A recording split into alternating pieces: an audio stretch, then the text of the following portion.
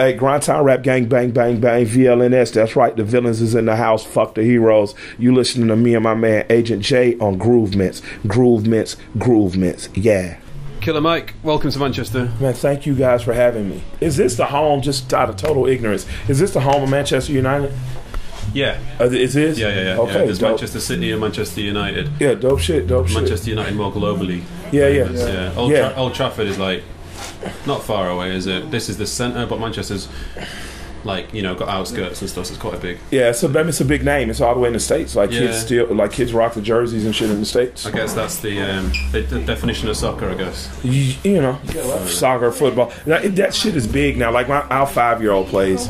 She plays football. Like, you know, it's catching on amongst upwardly mobile people in the States. Their kids are running around playing soccer or football. You know. I was never good. My dad took me to a couple of football matches when I was little. Yeah. His local team, and I had my Transformers, and that was I never gave a fuck about sports. I played some, but I didn't give a damn about that shit. I grew up in a neighborhood of like 30 boys. One was an NCAA champion. One was What's NCAA? NCAA is the college. It's the college championship. He played for the UCLA Bruins when they won in the mid '90s. My best friend went on to play pro ball. Another couple guys went on to play pro ball. I became a rapper. I was like, fuck that running and shit. Yeah. It's lyrical athleticism. Yeah, for me, I sweat on the stage like a lineman, though. Listen, you just mentioned the Brazilian place. Could we just talk about food for a minute? Yeah. Talk about food with people on tour because it's what's important. Yeah. So you hit up, I think it's called Ben Brazil. Yeah, that is it. Tell me about that experience. Man, it was great. I go to a lot of Brazilian steakhouses wherever I can because I know the food is more than likely good. And they did like a garlic collard green. They had amazing rice. They had black beans and sausage. It was great. Their beef was their medium rare steaks were amazing. Their chicken was good. It's just I like Brazilian steakhouses. Like I'm glad I'm saying it before. You know, some lame rapper gets a promo deal and starts rapping like he's been doing that shit for years. But I've been going to Brazilian steakhouses since I was just like running around in the streets, a little hustling dude. Really? When I first took my wife to a Brazilian steakhouse, I didn't even let her see how much it cost because it's so cheap. But I mean, she's cheap. That was like $110, $120 to feed her. She never would have went for that. If it came down to it, then if you were a starving man, would it be steak or chicken? Steak. All day? Yeah. I eat steak. I mean, I eat, you know, I grew up eating chicken. My grandparents had, you know, their parents had farms, and we used to go down there. So, you know, ain't nothing exotic about a goddamn chicken. Yeah. But when you grow up, like people who actually grow up on farms know that, like, you may slaughter one cow, but that cow gets stored in a meat shed, so you have a whole year to eat off that cow. You could eat a goddamn chicken just because it's Tuesday. So, you know, eating beef was a luxury when I was a kid. Mainly, it was just fish or chicken. My mum grew up in South America, and it was like a farm, and she names the chickens, but then she had to eat them on the Friday. Yeah, was that similar? Man, I got sent. I was the kid that, you know, some of the cousins would live in Alabama all year, and they would go to school in Alabama because it was the school was more intensive, and our grandparents and cousins, our aunts wanted us to go to the University of Tuskegee, but I didn't want to go, so I would go during the summers, and my other cousins who were down there during the summers would sometimes come up, but we would go down there, and me and my other cousins were like the city kids who'd be getting looked at and teased and shit. So all the other kids went to the lake, and I was scared to go because I'm like, my cousin's gonna throw me in the fucking lake. I don't want to go. And I was there with my great grandma, and I saw a dog. One of the dogs got at a chicken and started biting at a chicken. So I ran in the house. I told my great grandma, I said, Big Mama, the dog ate the chicken. The dog ate the chicken. And she came out the house, reached in her skirt, and pow, shot the dog. Now, I'm about 5-6 years old, so I'm like this. I'm like, oh, shit. I'd never seen this woman speak a violent word, and I just saw her shoot the dog. The dog yelped and got the fuck out of there. She next picks up the chicken. The chicken is by my head and just wham. Now, 15 minutes prior, I was playing with the chicken. The chicken was my goddamn friend. I immediately started crying like a bitch. Just like she said, hush that crying, go to the well and get me some water. Because when you kill a chicken, you have to boil water and you put it in, and then you put it and you pluck it. It doesn't just come like it comes in the stores, kids. So I ran past the well all the way to the lake to the girls, to my big cousins, like, Big Mama just killed the chicken. She's going to kill us. And just, I was going hysterical crazy. Well, my cousins, they were just like, shut your city ass up. They got the water, took it back to the house. By 4 o'clock, that chicken was on the table. I was spazzing out crying, I can't eat my friend. And it's literally all my cousins just looked at me like he's the softest, weakest piece of shit ever. And after my grandparents and aunts and stuff came back later, my great grandma, she let the other kids eat, but she snuck me out back and fed me some ice cream and just, no way. Yeah, just told me, because she could just tell Outside. I was traumatized. Yeah, it was so shouts out to my big mama, Truzella Blackman. She was a hell of a woman. Have an opportunity to speak to people, be truthful. But more than anything, what they taught me is that you are a product of us. So when you go out into the world, you represent Betty Cluntz and Willie Burke Sherwood. Now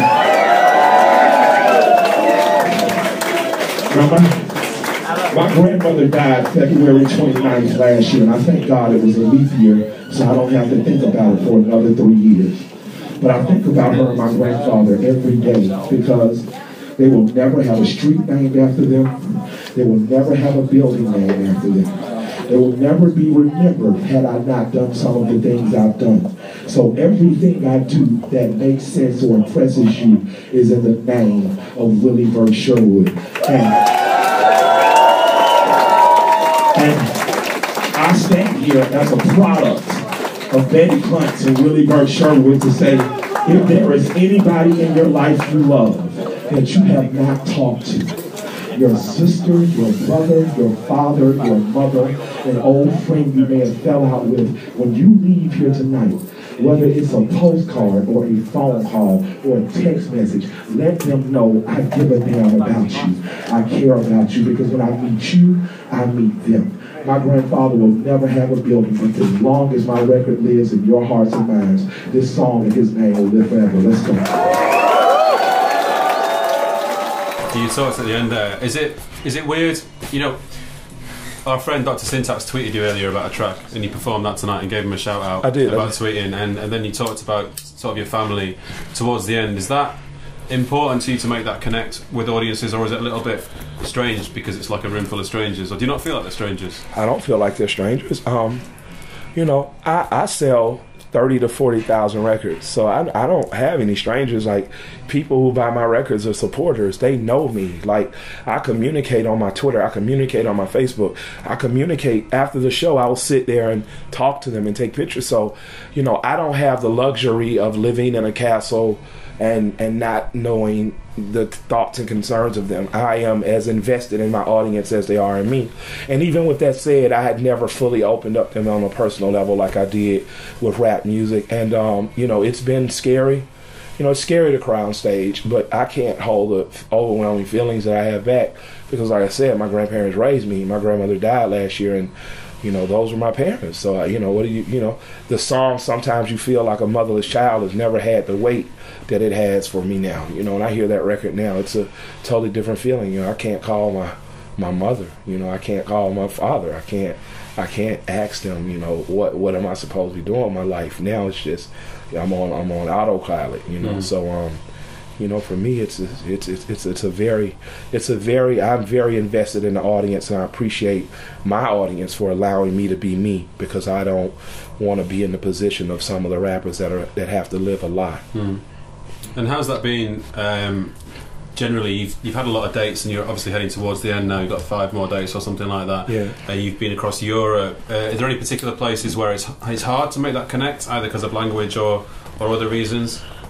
Or does it feel? I would love to say it has. The spirit there every time. I would love to say it's been difficult, but it has not been. You know, any place that I thought it might have been, that the audience may not have felt it, I'll leave and they'll be like, the audience has never reacted with that kind of enthusiasm. You know, I'm shocked that I thought language would be a problem. I thought interpretation would be a problem, but these kids get it, man. Like, you know, they get it, and they get it in the way that you imagine rap is supposed to be, this global phenomenon that speaks to poor and oppressed people. I have been around the world, and I see Ice Cube, Tupac, Public Enemy, NWA t-shirts everywhere, graffiti everywhere, and I want to connect with people like that. You know, I want to connect with people in the way that Scarface connects with people emotionally. I want to connect with people like that. So for me, it's been this. It's been different variations of this. You know, I've done some in Germany. The crowds were not as thick as this because I'm just getting introduced to that market, but I can tell you that even though they may have been half the crowd, it was as intense, you know, and more in some places. So, you know, just thank every kid that came out. You know, there was a kid in Germany that rode 10 hours from Poland on a train just to come, and he rapped every single word. And his brother had just saw us in Chicago, and I signed his brother's passport. His brother, at the time I was on stage, was in the audience watching LP in Australia. So that's how connected, you know, we are as audiences now, and I'm just honored to be the guy that they believe in. And they bought all your T-shirts and bought all your records. There's nothing left in Manchester. No, we sold out. We sold out. Yeah, we sold the fuck out. Like, it's crazy. I didn't, you know, LP told me, he was like, yo, take lots of merch, and I thought I did. I had no idea. I had no idea. It just massive amount of respect for the United Kingdom and Europe as a whole. Just massive amount of respect. I plan on being here a lot more often.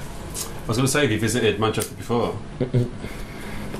But I don't know if it was by myself. I think I might have been like with cast or it's just somebody's undercard. This is my first. Okay. This is my first as the headliner, you know, and you know, every headliner wants to sell out 6 shows out of, you know, shit. That's over nearly half and over 4 of our shows, you know. So I just can't wait to keep doing this. I plan on doing this the rest of my career. Plan on making records with L, and I plan on just growing these audiences. I want to be in these small intimate clubs because this summer I'll be doing festivals, and I know it'll be bigger, and the production will be bigger, and we'll be, you know, we won't be able to touch them in the same way. So I value this in a much different way, you know.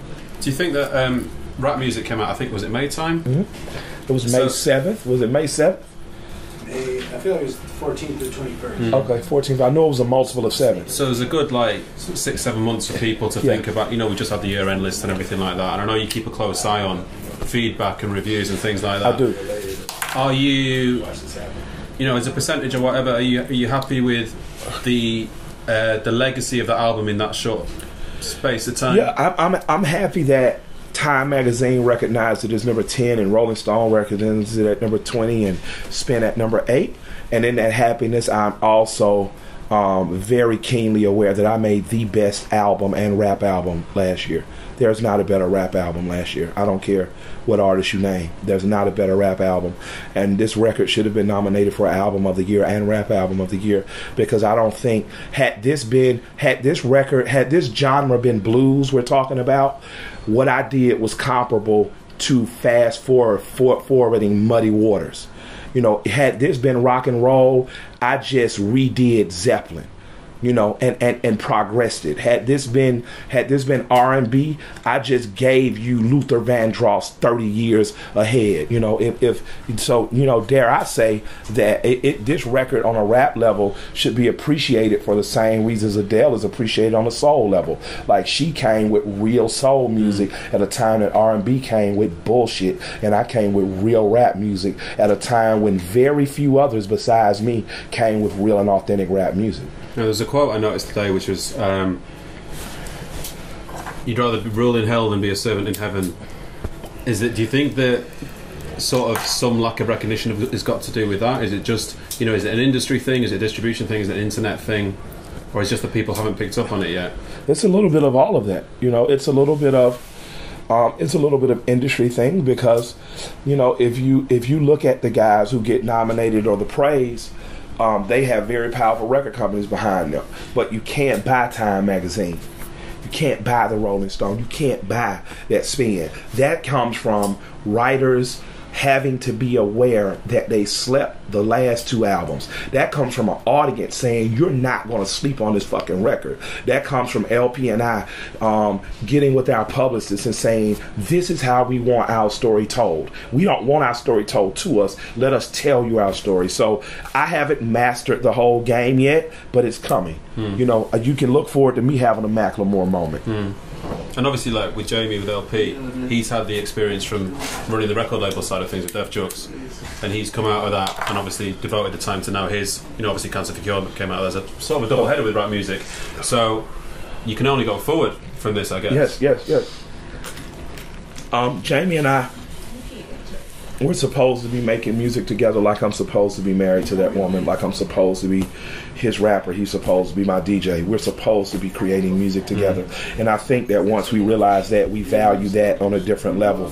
We value that in the way that the Juice Crew valued Molly Mall. We value that in the way that Premier valued Guru. We value that in the way that Shock Lee understood what he and Cube were about to do. We value that. And because we value that, our audience gets treated as though they're valuable, and the music that we give them is golden. It's not disposable, and it's not rubbish. And you know, until we're old men, we're going to be in the studio smoking weed, eating mushrooms, arguing with each other, making records. And as a sort of consumer of hip hop yourself and a lover of hip hop, when you released rap music as your sort of 6th album proper, you're obviously, I guess when you're an artist now, you're aware that not everyone's going to buy that CD, not everyone's going to buy that record, but it's very important for you to have the vinyl and the CD out. Yes. Are you happy with, I don't know, I guess, how you reach people? You know, you use Twitter, obviously. Yeah. Are you sort of the opinion that, look, I don't care that you didn't buy the record, but you know my music and you're going to buy my next record, or do you have strong feelings of either way with that? Every show I've told these kids that I love you because I know you can't buy the record here. They're just now negotiating a distribution deal here. I love you because by hook or by crook, you got that record. Right. You know, by hook or by crook, if you stole it from your American friend, you got it.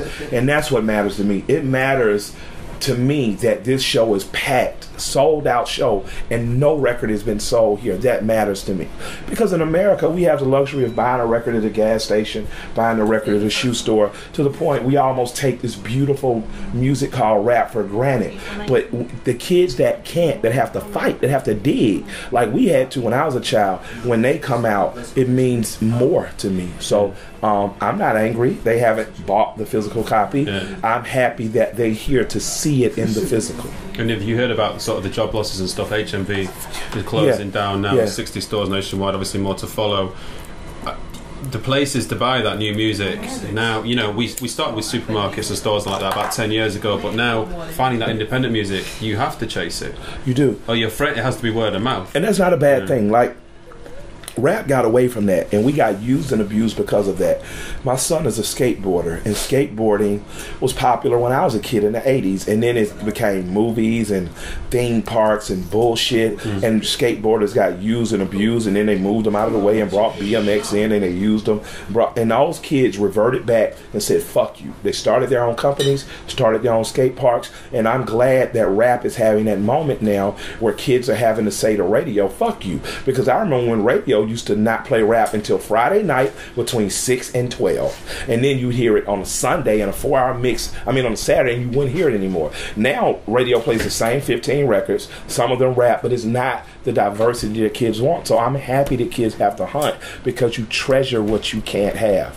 You treasure what you have to go find. You treasure what you discover and put other people onto. And finally, because my music's been good, my music didn't just get good. I didn't just start rapping this shit. Like, if you love Reagan and you haven't heard American Dream or That's Life 1 or 2, when you hear those records, you're going to be like on the Twitter, people are like, I've been sleeping. Oh my God. But now it has connected because these kids have discovered it. Now they're taking their friends. Like, I told you he was dope 3 years ago, dummy. You know, and that matters to me. That it validates that these kids who already believed in me, and I appreciate them for championing my cause. And I guess the outcast thing, the Grammy thing with the whole world, is that I guess that's something to be proud of, rather than you don't get pigeon to explain to people that are like into rap but don't know you. Oh, it's the guy that's Killer Mike from the whole world. Yeah. That contextualizes you, I guess. But you've got your career's massive. Yeah. So ahead of that. So and I had the illest verse on the whole world. Yeah. Yeah. So I ain't no shame in that shit for me.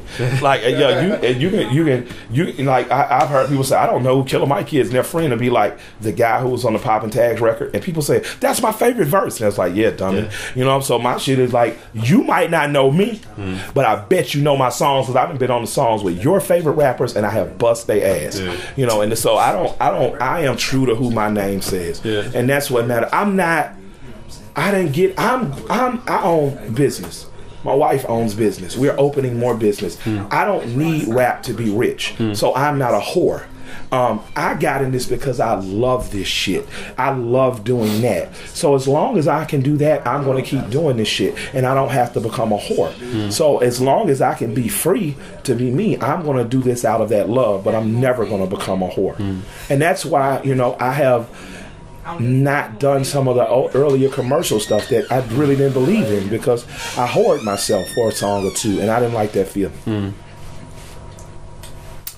To finish off, to let you go, if you need to get a couple more, I don't mind. I'm gonna smoke this joint. You got to the end of the joint. Well, it might be a long conversation. At what point do you? I mean, me and Bedos here, we run a hip hop night, but we do a lot of community stuff as well. Bedos, works 24/7. I teach primary, elementary. That's dope. Great. 6-year-olds. But we run. They know I run a hip hop night. They know I DJ. That's dope. Like that. That is so dope. With censored versions, you know. But, our 5-year-old will be 6 in a few weeks. Okay. Well, I teach 5 and 6-year-olds. Yeah. So yeah. She's really 13. We think. Yeah. A lot of them are, man. A lot of them are. Yeah. She tells me YouTube makes them 13. Yeah, she doesn't recognize the mommy smokes, but I'll leave the room and she'll come back like, Dad, you were in the other room smoking. She knows. And I was thinking to myself, I had to smoke a joint because you're kind of crazy. Chill me out. So at what point did you know, growing up and your grandparents' values, is that, you think, what directed you towards having a social conscience and feeling the need to actually do things and make a difference? Is how old were you when that started? Well, I mean, it's nothing that was preached to me. It was just my grandmother would always say, you raise up a child in the way that they should go, and when they're old, it won't depart. And a lot of people that are religious take that as making your child submit to a God. But that's not what it means. What it means is that you show your child acts of God in everyday life and allow them to follow that. My sisters and I went to an old folks home when our great aunt was there, and she died there, and we went there and we took care of her, so she never was alone. She never felt lonely. When she died, we kept going because our grandmother was a nurse, but when she wasn't getting paid to nurse, she volunteered that and made sure these old people died happy and knowing they were cared for and loved and they were clean. My grandfather would fish. We would all go fishing. He was, Grandpa didn't even have any teeth, so he didn't even eat a lot of fish, but he enjoyed the sport of fishing. We catch 50, 60, 70, 80 crappies. He'd have us divide the crappies up, 5, 10 a piece. My grandmother would take the catfish, which are harder to clean. She would clean them, and then we would distribute them to the sick and shut in and the poor that didn't have as much as we did. So our entire existence was one of, you're to have integrity, you're to have honor, you represent this household, but you are to be nice. My grandmother said that to me and my wife just all the time the last 2 years of her life. Be nice. And you don't understand how big that concept is until you see yourself being mean, until you see yourself driving by someone in need and rolling up your windows, until you make a conscious decision not to help someone. You don't understand how big the concept of be nice is. So for my grandparents, they never told me to be civically minded. They showed me to be civically minded. So I don't know what else to be besides the guy you see on stage. I don't know how to be a character. I wouldn't know how to lie. I wouldn't know how to be something that I wasn't. People early in my career was like, he's conflicted. How could he say he was a drug dealer and didn't yet say this stuff about positivity in the community? My father was a police officer and my mother was a trafficker. They weren't together, they weren't married, but I saw very extreme sides of life. There was a time in my life where I absolutely was selling drugs in the streets, and every weekend I absolutely was taking a group of boys out of the ghetto and showing them that there's a different way of life. So, I've grown up this complex thing, and I've always felt comfortable representing that, and I'm happy that people accept it, but it's totally because of my grandparents showing me that this is how you are for the community that I am who I am for my community. And do you find that frustrating do you ever feel alone in doing that? Do you find it frustrating that rap generally doesn't have that? Do you think it could be exploited to have that? Rap does have that. Rap does have that. And we need to stop talking like I'm the exception. I'm not. Brother Ali, Dead Prez, Immortal Technique, Bamboo, out of the West Coast. I'm not an exception. Boots Riley, I'm a member of a fraternity. And, You know, we could do more records together, and we are doing records together, but I'm no exception. You know, the people that listen to all of us individually need to start listening to us collectively. People who buy, the Spanish kids that buy Mortal Technique should be coming to shows with the white kids that support Killer Mike, should be dealing with the black kids that like K-Reno, should be going to shows with the Asian, Southeast Asian kids that support Bamboo. And that way it becomes fully what it's supposed to be. And do you think that could be taken to a more... I guess what I'm trying to say is, you know, when you say as well, like, I'm not the rapper that you hear on the radio. Yeah. Do you think those rappers on the radio are doing enough of that? I don't care about whores. Like, I know rappers on the radio that do that. T.I. does that. He's a man. He's the same person on and off the microphone. I know what he does in the community. We grew up 8 minutes from each other. Big Boy does that. I see what he does in the community, you know. But you know, some of the guys, they rich, they give away turkeys and bicycles and shit, and that's cool. That's the same shit the drug dealers did. But a whore is a whore is a whore. And I know a whore when I see one. You know what I mean? And so I don't want to be a whore. I don't envy a whore, and I don't want a whore influence in the community any worse than they already are. Because a whore will get on TV and say what they're told to do. A whore will get on TV and tell you, support this guy's president for that. But a man will tell you, I'll support this guy, but this is what I don't like about this guy. So I have no ambitions of having a whore co-opt our agenda and do what we're doing.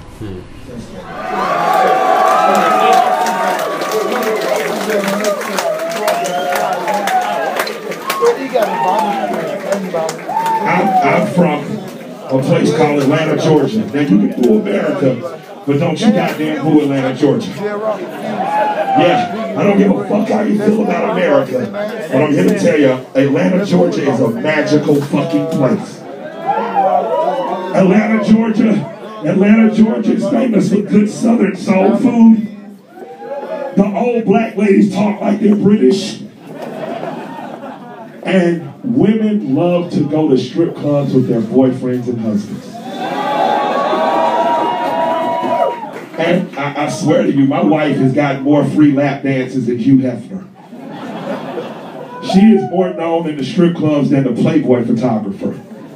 So I encourage you guys, when you come to Atlanta, Georgia, first come get your hair cut at my barber shop, and then I'll take your ass to the strip club. Make sure you bring your girl.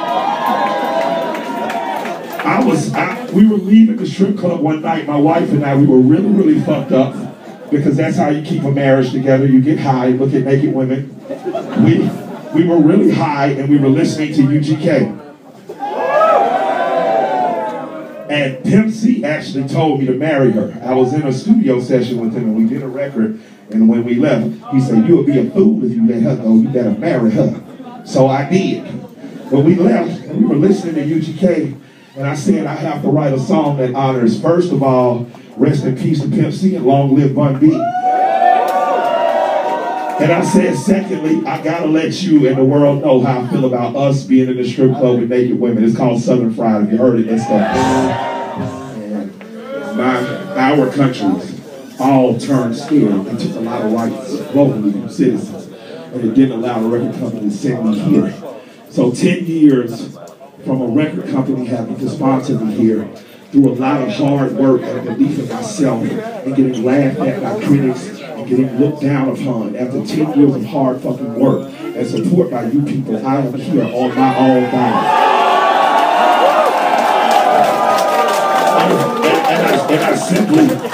And I simply say that to say that no matter what failure feels like, you haven't failed until you don't get up. Because I kept getting up and getting knocked down and getting up. And when people said, Michael, you're smart, why don't you do something else? It was because I hadn't seen your face and your face and your face and your face, and I knew that I was supposed to be here because I knew that regardless of how a record company saw me, regardless of how I was perceived as a success or a failure, Outkast put me on a record that showed me that I was doing it for bigger than the block, for the whole entire world.